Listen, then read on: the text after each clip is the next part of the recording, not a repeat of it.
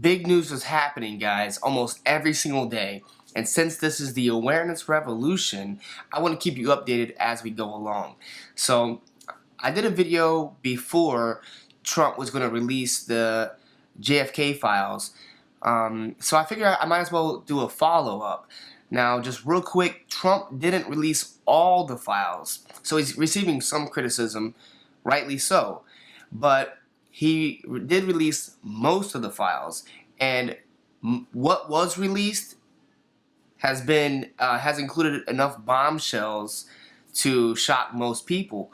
So, even though they haven't all been released, there's enough in what has been released for us to start going through. It's going to take time for everyone to sift over, because it's at least 2,800 documents that Trump released that were previously classified regarding the JFK assassination.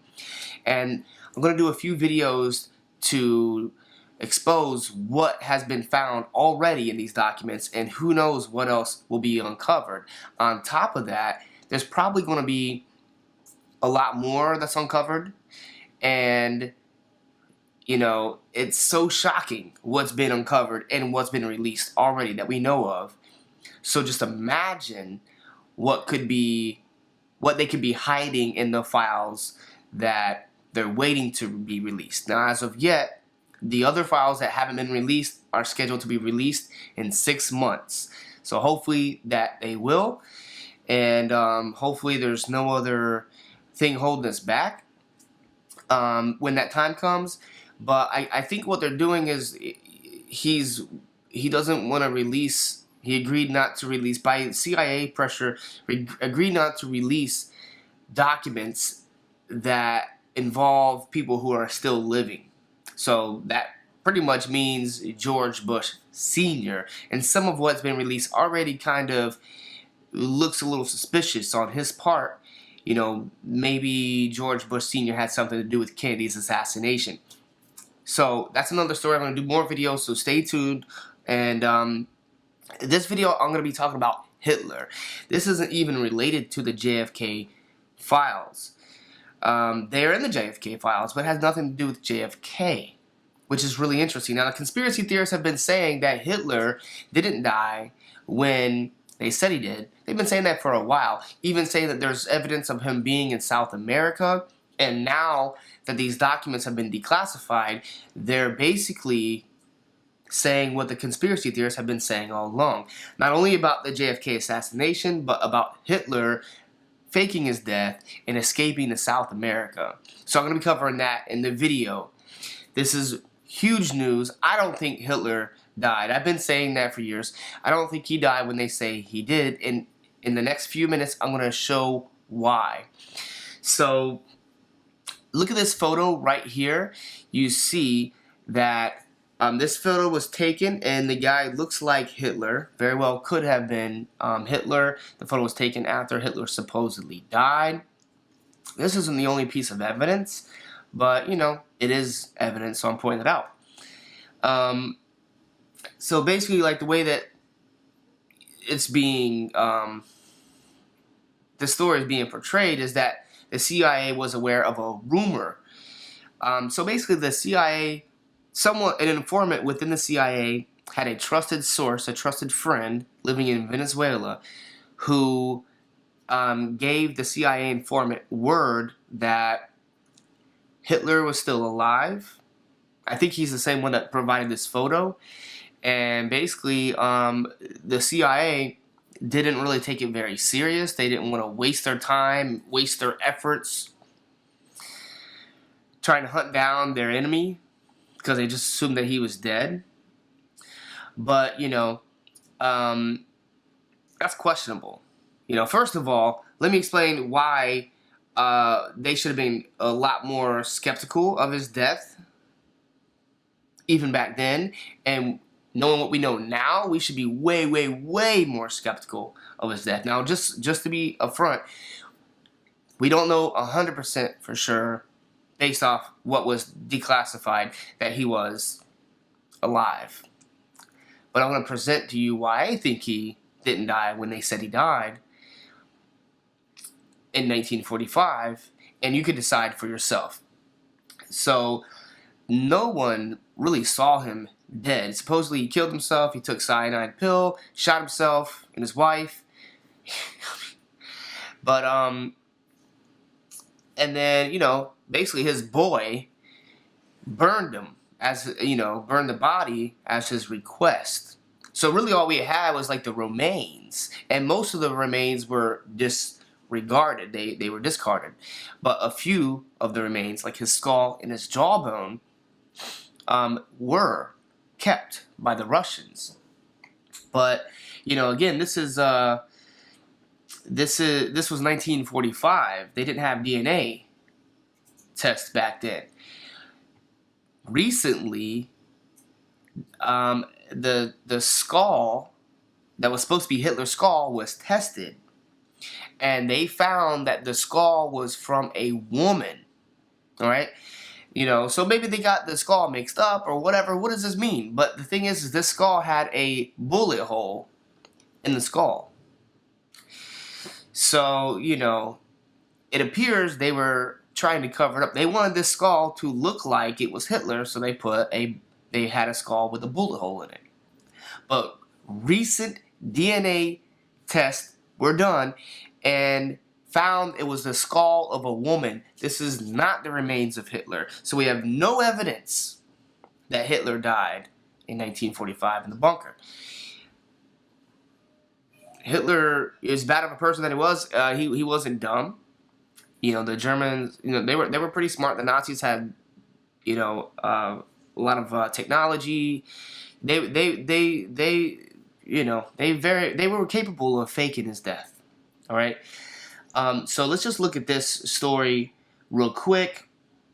You know, in 2000, it looks like is when they did the test. I haven't looked at this article in years, but it just came back up, so I'm kind of diving back into it. So the skull belonged to a woman under the age of 40. I'm just scanning this article. I'll link to these articles in the description below so you can read the full story. But yeah, I mean, not only was it not the right skull, but it had a bullet, so it appears that they purposely were trying to mislead people and say, hey, look, this is the remains of Hitler. Well, understandable that they would believe it back then, but if you believe it now, you're a sucker. Because, you know, unless this story is not true about the DNA test from the skull, you know, I mean, it's obvious. He faked his death. All right? But why, you know, why wouldn't our government be interested in the possibility of him faking his death? Well, if you know about Operation Paperclip, then it might start to make a little bit more sense. See, you know, after, you know, this whole Nazi thing, what happened, like, in the post-Nazi world, what happened is a lot of these Nazis, they spread out. Like, the thing is the ideology of Nazism and stuff like that, I don't think died. I think maybe the term died, you know, and the whole, you know, the organization may have been broken up, but the ideas and the money behind it lived past that time, and they spread out over the world to take over the world.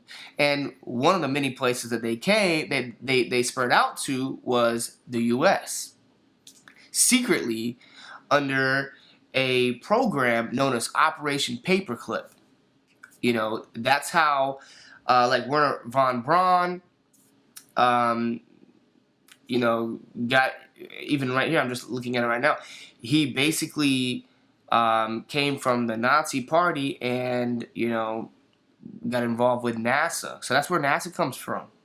You know, their scientists were advanced. So, you know, supposedly the U.S. felt like it was to their advantage to use their rocket scientists to their own good. You know, instead of just whatever, punishing these people, they invited them into the country secretly.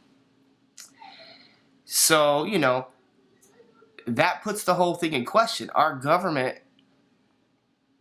as much as we were supposed to be against the Nazis, they took in the Nazis after Hitler's fake death.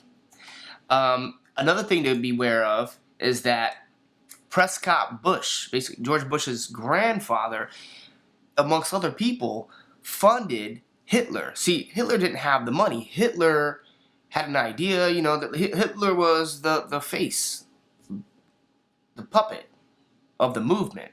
But really, I mean, eugenics started in America. You know, before it was happening over there in Germany with Hitler and all that.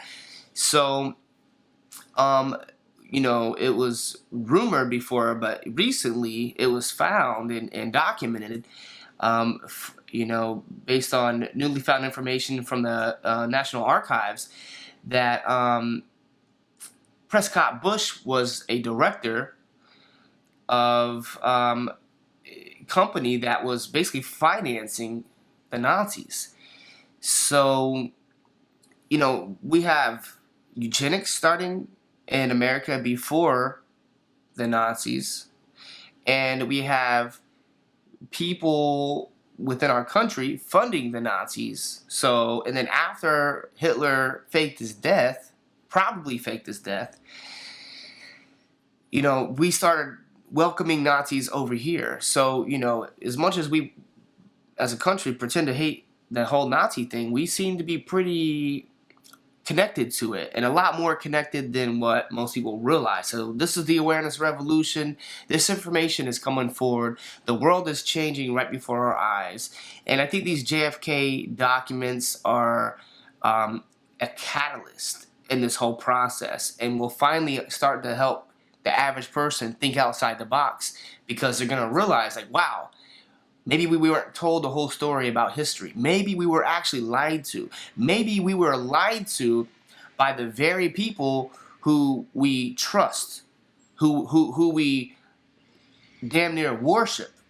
So yes, evidence for Hitler living after his supposed death was revealed in this dump. There's more to come, and if you've watched this far, I just want to thank you for watching. Thank you for listening, because there's going to be people like ourselves that listen to this and follow all this that are going to change the world. So please give me a thumbs up, you know, so that way this video can get spread more wide across, you know, the whole globe, because people are watching these videos, and your thumbs up helps it get seen by more people.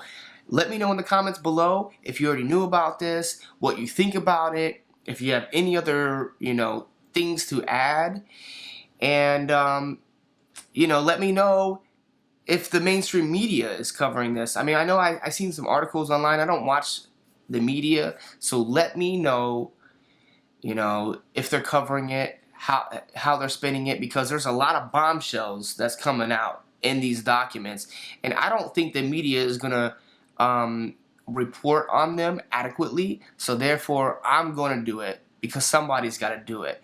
And you know, I've got a life, I've got bills, and I spend a lot of time doing this, and I'm basically making nothing for it in return as of yet. So hopefully I can continue to do that, but in order for me to do that, I'm going to need help. And you know, right now the best thing that you could do is just subscribe, share, give me the thumbs up, and support me in that ways, because I don't have a lot of ways for people to help fund this research that I'm doing. And I would love to spend more time doing it. So pretty much the only way is you may be buying my ebook for $5, which is a tremendous value, on theawarenessrevolution.com. It's gifts from nature. It teaches you all kinds of health stuff that you can use that don't cost you anything. So what you'll gain is worth way more than the $5 that you pay, because you know, you can't even get a cheap bottle of supplements at Walmart for $5, and this is going to teach you how to access nature's healing abilities, which is far superior to cheap supplements at Walmart. So you know, and most people don't know about these things. So you know, that's only $5, but you can also support me on Patreon, and I'm going to leave links to my website where you can sign up for my newsletter to stay updated, and to my Patreon page in the description below.